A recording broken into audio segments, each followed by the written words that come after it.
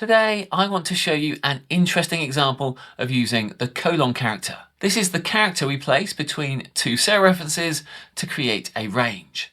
Now, initially, you're going to think, why would anybody ever use this? But then we're going to look at an example so that you can appreciate how powerful this is. So if you're ready, let's get started. Here is our example file, and if you want to work along with this video, you can find links to this file in the video description box below. Initially, we have a table that has a column for the year, a column for the quarter, and also a column for the value. Now, because of the technique that we're going to use later, we've already performed certain calculations on each column.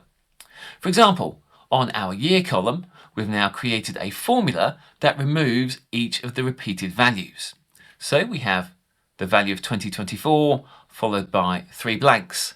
Then when we get to 2025, that's followed by 3 blanks, 2026 and 3 blanks once more. Our quarter column, there's nothing difficult about that. That's just connected straight to our table. And then finally, for our value, we have some blank values at the bottom. But because we're going to connect this to a chart and we don't want to render those blank values on the face of the chart, all we've said is that if the values are blank, then we're going to return the #NA value. That's the data that we're going to use in our example later. Now, there's various ways that we could refer to these values. For example, if we wanted to, we could create a static range.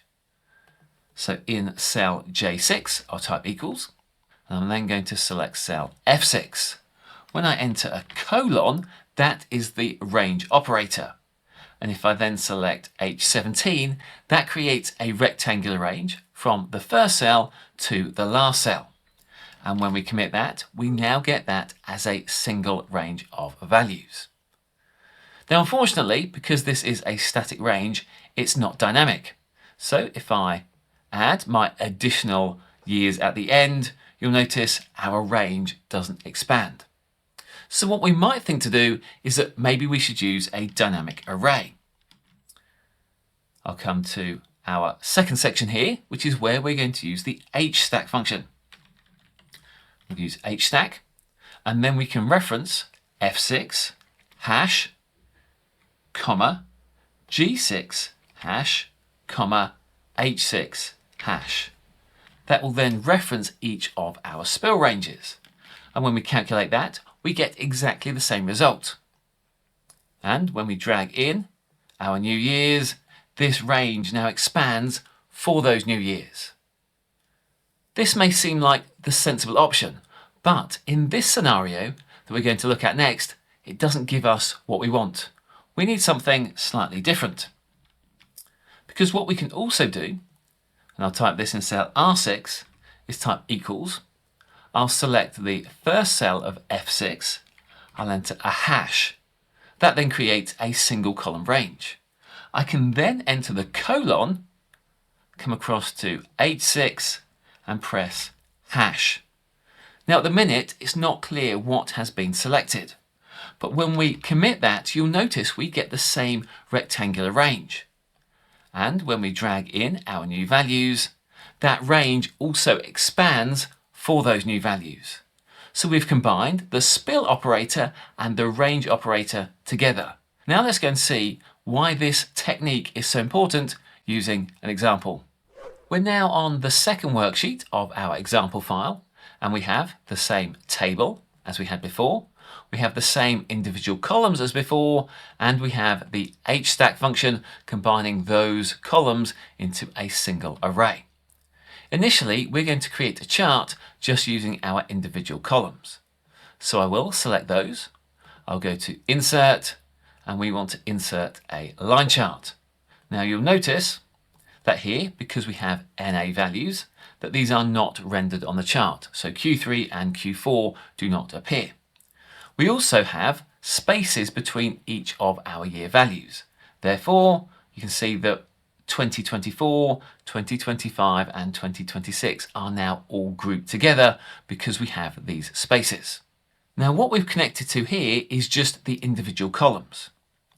If we connect our additional data, you'll notice that our chart doesn't expand. Our individual columns do, but our chart hasn't.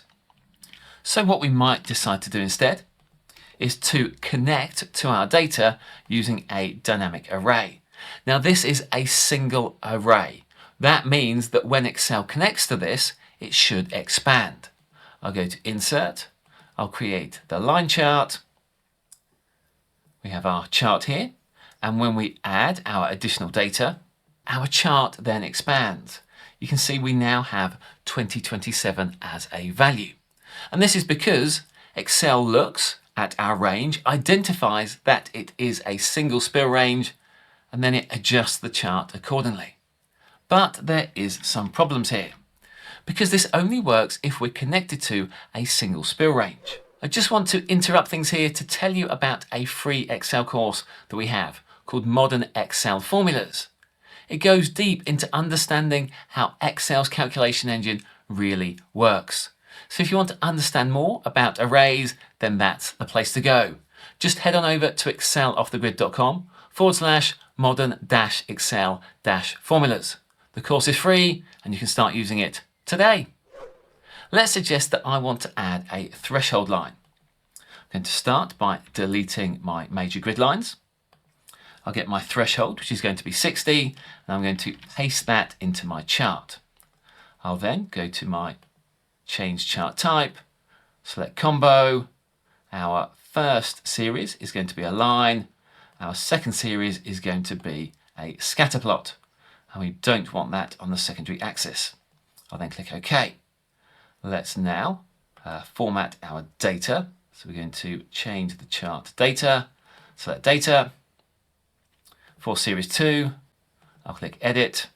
We have our value of 60. And then for our second axis, we're going to have a value of 0.5. That will now place that dot at the start of our chart area. Now I will select that point, and then let's add some error bars. We'll go to more options. We currently have the vertical error bars selected. We don't want those. I'll press delete, but we do want our horizontal error bars. We only want plus, we don't want a cap, and we want a custom value, and our custom value is down here. That is the number 12. We'll look at that in a moment. I'll then click OK, and now we get a bar that goes all the way across as our threshold. This number 12 is based on the spill range. Therefore, if we get more or less rows, that 12 will increase or reduce accordingly.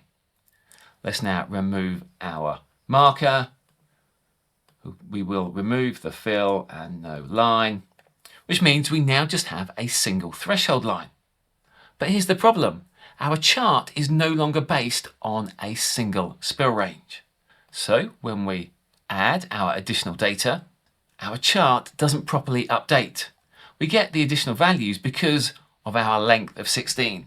But if that were 12, it doesn't show the 2027 values. So what are we going to do in this scenario? Well, this is where this colon character really stands out. We're going to press Ctrl-Z to get all of our values back. And now we're going to create some ranges that we can use inside our source data. I'm going to go to Formulas and then Define Name. The first name I'm going to create is Chart Values. And for this, we want cell H6 hash. I'll click OK, and we want this to be scoped to our chart worksheet. I'll click OK again.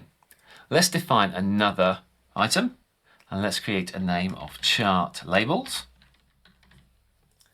We again want this to be scoped to our chart, and this is where we get to use our range operator. So we want the range from F6 hash to G6 hash. This now creates a range from those values. It's not an array, it's a range. And now I will commit that. Let's go and use these names in our chart data. We'll go to Select Data. For Series 1, I can click Edit, and the values, I'll press F3 they're going to be our chart values. For our labels, I'll press F3 and we can select chart labels. I'll click OK and OK again.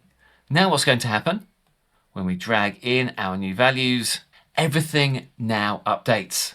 We now get 2027 correctly nested under each of our quarters. And as we get new data, you can see that everything updates as it should. And that is how we can use the range operator, which is the colon character, in combination with the spill operator, which is the hash character. And when we use those two together, it doesn't create a dynamic array, it creates a dynamic range. And as we've seen, features like charts work better with dynamic ranges than they do with dynamic arrays. Therefore, our charts are more robust. If you like this video, then please subscribe and get notifications so you don't miss any of our future videos. Thanks for watching, and I'll catch you next time.